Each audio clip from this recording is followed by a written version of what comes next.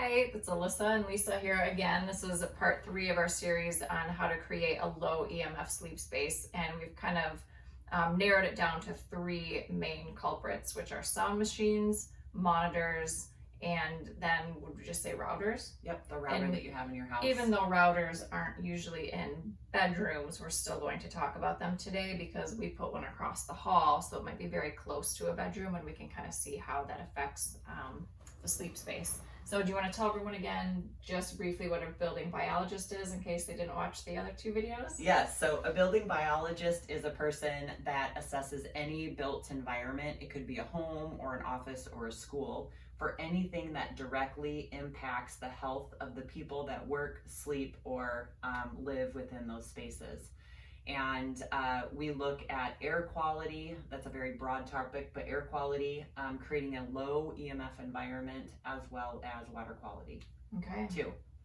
And so we are, of all the homes that I have assessed, the 3 top culprits are just the ones that we've talked about today. The sound machines, the baby monitors, and the routers that are typically in a room that shares, a wall or is in close proximity to a sleep space. Okay.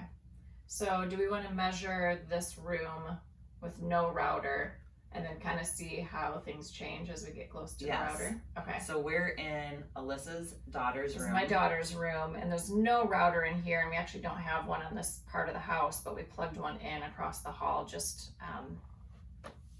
for this video. Yep. But a lot of people will have an office, maybe across the hall, or maybe the bedroom's near the living room where it's plugged in. Or it could be, the bedrooms could be on the 2nd floor, and the router could be in the So basement it right could underneath. be going up and down this way. Yep.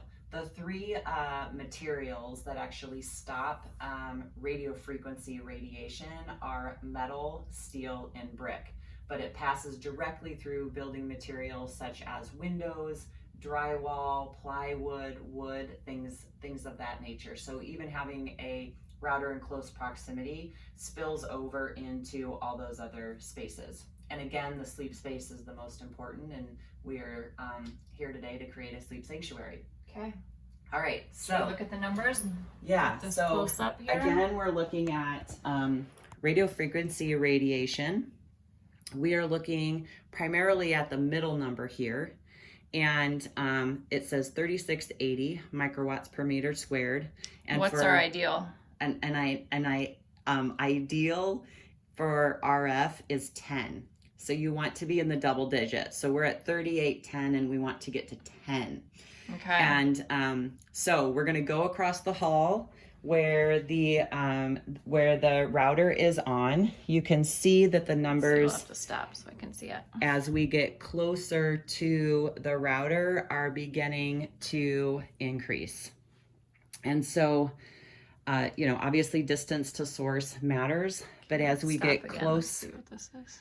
to, So now we're up to 188,000. so we're now up to 188,000, and we get, closer and closer, we're at, Over a million. over a million. Okay. And if you look at the router here, there are 2 numbers. There's 2.4 gigahertz, and then there's 5 gigahertz. So both of these frequencies are active and live within a router that you get. Just any router, it's automatically turned on by the manufacturer. So, 5 gigahertz is twice as biologically active as the 2.4 gigahertz. And that's the 5G that is faster. Yep.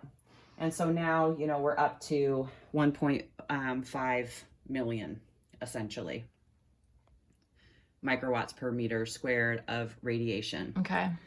So, one thing that you can do, obviously distance from source matters. So in your daughter's bedroom, we started at 3,600. We're now at, 1.5 million. So it's really good that your daughter doesn't have any router in her bedroom. There are different shielding options. This happens to be a fabric one. You can get a metal one, like we showed you with the baby monitors. It's just in the shape of a rectangle instead of a cylinder. And so you can see now that this has taken it down to around 10,000 So megawatts. it went from 1.5 million almost to about 10,000. 5 to 10. Okay. So that's, exponential reduction. Right. We still, again, we want to be in single digits. We want to get to 10. So, even this is kind of too high for a safe sleep space. And so one of the really cool things that you can do is this particular router, which we will put a link onto, you can actually turn off manually with a button for just cutting the power to these. So most routers don't have an on-off button. You would have to completely unplug you'd have it. to pull it out of the wall. Okay. The other kind of ingenious thing that you get is this company actually sells remote outlet switches. They come in sets of 1, 3, and 5. And what this allows you to do is plug this switch into a wall, and then you plug the router into the switch. Okay. And with a remote outlet switch at your bed table, and you can see here, you can actually turn the router off.